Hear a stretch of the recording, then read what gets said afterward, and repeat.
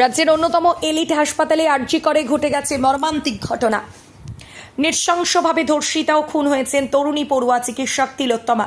প্রথমে তদন্ত শুরু করে রাজ্য পুলিশ এবং 24 ঘন্টার মধ্যে একজন সন্দেহভাজন অভিযুক্তকে গ্রেপ্তার করে। পরে আদালতের নির্দেশে কেন্দ্রীয় এজেন্সি সিবিআই তদন্ত শুরু করে। দেখতে দেখতে পক্ষকাল পার হয়ে গেলেও এখনো পর্যন্ত প্রত্যাশিত ফল পাওয়া যায়নি। আরজি করের ঘটনায় বিরোধীদের কৌশল সামাল দিতে ও সিবিআইয়ের উপর চাপ বাড়াতে দলনেত্রী মমতা ব্যানার্জির নির্দেশে অবস্থান বিক্ষোভে সামিল হলো আউশগ্রাম 2 নম্বর ব্লক তৃণমূল মহিলা কংগ্রেস। দোষীদের ফাঁসির দাবিতে অমরাগড় ব্লক অফিসের সামনে এই অবস্থান বিক্ষোভ হয়। তাদের মূল আওয়াজ ছিল সিবিআইকে চেপে ধর, জাস্টিস ফর আরজি কর। পাশাপাশি তাদের দাবি ছিল আরজি করের নৃশংস ঘটনার দ্রুত বিচার, ধর্ষণ এবং ধর্ষণ করে খুনের ঘটনা সংক্রান্ত আইন পরিবর্তন এবং বিজেপির বাংলা বিরোধী চক্রান্ত ও ষড়যন্ত্রের বিরুদ্ধে প্রতিবাদ। পূর্ব ঘোষণা অনুযায়ী প্রায় 2 ঘন্টা ব্যাপী এই অবস্থান বিক্ষোভ চলে। প্রায় 5 শতাধিক মহিলা এই বিক্ষোভ সমাবেশে হাজির ছিল। রাজ্যপালের বিরুদ্ধে যে অভিযোগ আছে সেই জন্য আমরা সোচ্চার হচ্ছি, তারও বিচার চাই। কারণ সেই মহিলা আজও পর্যন্ত অসুস্থ, আমাদের মাননীয় মুখ্যমন্ত্রী তাকে যত্ন সহকারে চিকিৎসা চলছে, তারও বিচার চাই। আমাদের সবটাই আমাদের বিচার চাই। নারী নির্যাতন যেখানেই হবে তার জন্য আমরা পথে নামবো। আমরা এই দাবিতে আর যে বিল আনতে চলেছি, যে বিল সরকার দাবি করছে আমার তৃণমূল সরকার, সেই বিলের পক্ষে আমরা আছি। সেই বিল পাস করা হোক। আমাদের এই আন্দোলন চলছে, আন্দোলন চলবে, আরো বৃহত্তর আকার ধারণ করবে এই আন্দোলন। বিরোধীরা বলছে যে নারীরা অসংরক্ষিত, এখানে পশ্চিমবঙ্গে নারীরা অসংরক্ষিত, কি বলবেন? পশ্চিমবঙ্গে নারীরা সুরক্ষিত, তবুও যে ঘটনাটা ঘটেছে সেই ঘটনা আমরা তীব্র প্রতিবাদ জানাই। আজকে যদি কেউ ধর্ষণ করে খুন করছে, তারপর তার সাজা হচ্ছে 10 বছর সাজা হয়ে যাওয়ার পর সে ছাড়া পেয়ে যাচ্ছে, সেটার জন্য আমরা প্রতিবাদ করছি যে সে যেন ছাড়া না পায়। যাকে খুন করবে, ধর্ষণ করে, তার যেন ফাঁসি হয়, সেই বিল আনা হোক। আগামীকাল প্রধানমন্ত্রী বলেছেন যে ভারতবর্ষে ধর্ষণের সাজার চরমতম শাস্তি আছে, সাজা আছে। ফাঁসির বিল এখনো পর্যন্ত আনা হয়নি, সেই ফাঁসির বিল আমরা আনতে চাইছি। আপনারা কি দাবি করছেন? আমরা দাবি করছি ধর্ষণ করে যে খুন করবে তার ফাঁসি হোক, সেই ফাঁসির বিল আনা হোক। আপনার নাম পড়বে? আমার নাম মমতা বারুই, হাউসগ্রাম 2 পঞ্চায়েত সমিতির সভাপতি আমি।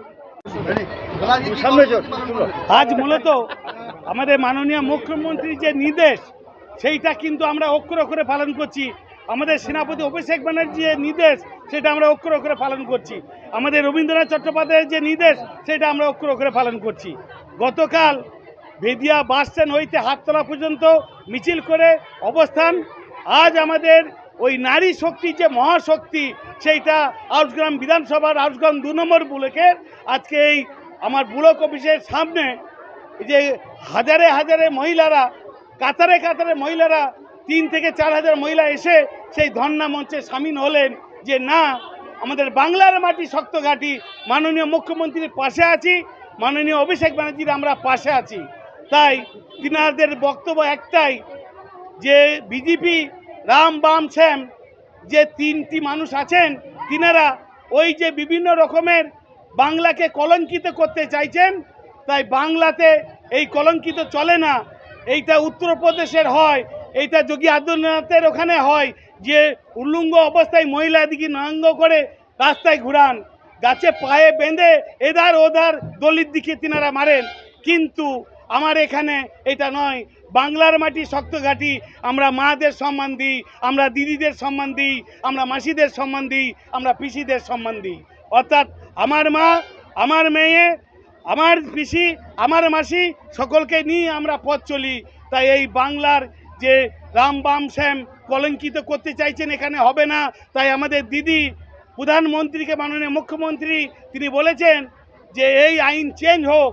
আমাদের এখানেও সামনে বিধানসভায় যে বিল আনবেন, রাজ্যপালের কাছে দিবেন, যে এই ধরনের কেউ যদি অন্যায় করে তিনার 10 দিনের মধ্যে ফাঁসি আমরা চাইছি এবং চাইব।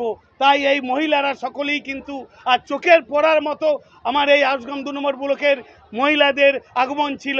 মহিলাদের একটাই বক্তব্য যে আমরা রাঁধতেও জানি, চুলও বাঁধতে জানি, আমরা ত্রিশূলও ধরতে জানি। তাই সেই ত্রিশূলের কথা আজ তিনারা এখানে সকল মানুষকে বুঝিয়ে দিয়ে গেলেন যে এখানে রাম বাম শ্যামের তিনাদের স্থান নাই। তিনারা একটাই বলছেন, যদি ওই বিজেপি ওই সিপিএম কংগ্রেস আমাদের কাছে আসে আমরা ঝাঁটা করে ঝেঁটিয়ে বের করে দেবো। তেনারা খুন্তি করে খুবলি মাথা ফুটিয়ে দেবেন যে না আমরা সর্বদাই দিদির সঙ্গে আছি, দিদির সঙ্গে থাকবো। সিবিআই এখনো পর্যন্ত এই কেসে তদন্ত এগোতে পারেনি, বিষয়টি নিয়ে কি বলবেন? অবশ্যই দিদি দেখুন, তিনি বলেছিলেন সোমবার থেকে আমাকে শনিবার টাইম দেওয়া হোক। তিনি কি করলেন, 24 ঘন্টার মধ্যে দোষীকে অ্যারেস্ট করালেন আমাদের রাজ্য পুলিশ। মঙ্গলবার হতে যে দিয়ে দিলেন